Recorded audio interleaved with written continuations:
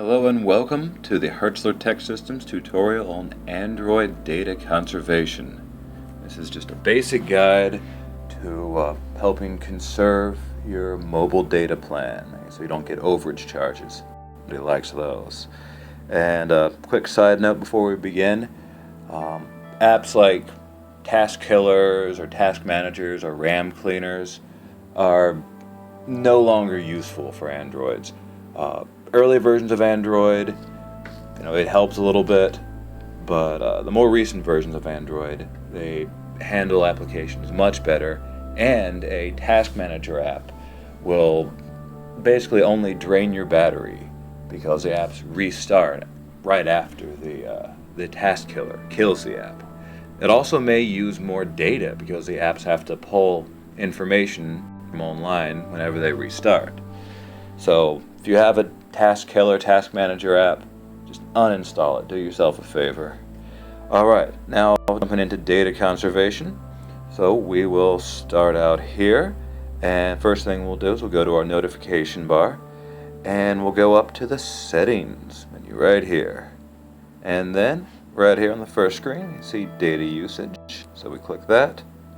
And then here's a lot of information. And note this is only all of what you see here and all of what you do here is only related to the phone that's in your hand right now. It doesn't relate to phones that are on the same plan as you, but this can help on your end a little bit.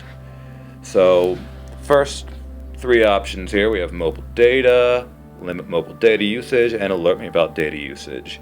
Mobile data, it's useful to keep on. It's a smartphone, it needs mobile data, so we'll leave that on for now. Alert me about data usage. So again, this is just on your phone. If you click on that, it gives you the option to slide this bar up and down. It'll give you a little notification when you've used 2 gigabytes or 6 gigabytes, 7.3 gigabytes in your current billing cycle, and you can change that too. Going down to change cycle there. Alright, but I don't need that. I have unlimited data, which is nice. Limit mobile data usage right here is pretty cool.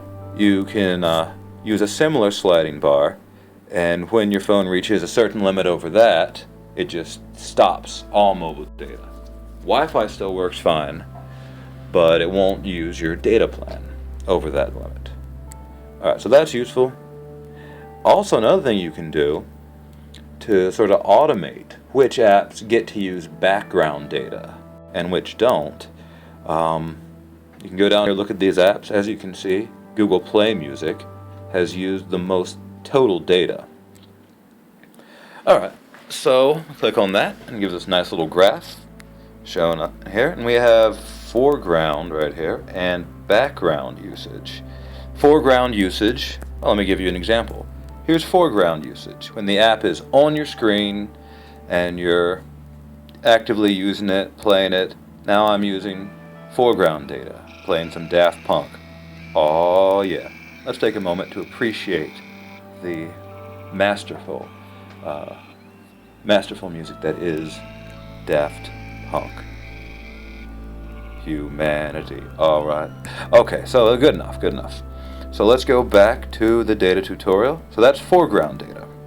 Background data, as you can see, it's used more background data than foreground data. Background data is just what an app uses when it's in the background. You're not looking at it. In this case, background data was used to download music for me to listen to. And you can turn that off. Any app you go to on this list has this option. You go there, scroll down, click on Restrict Background Data. So now, Google Play Music will not use any data at all unless it's on my screen or I'm using it to play music in my car or something like that.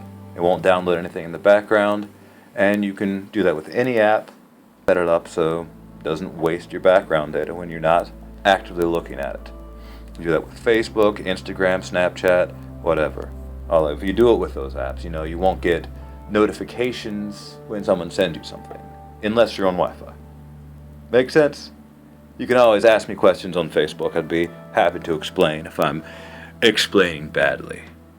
Alright, so that is background data. Anything else I wanted to talk about? I believe that is it. Like I said, any questions, just ask me on Facebook. I'll be happy to answer. And yeah, that is the tutorial on Android data conservation. Good luck.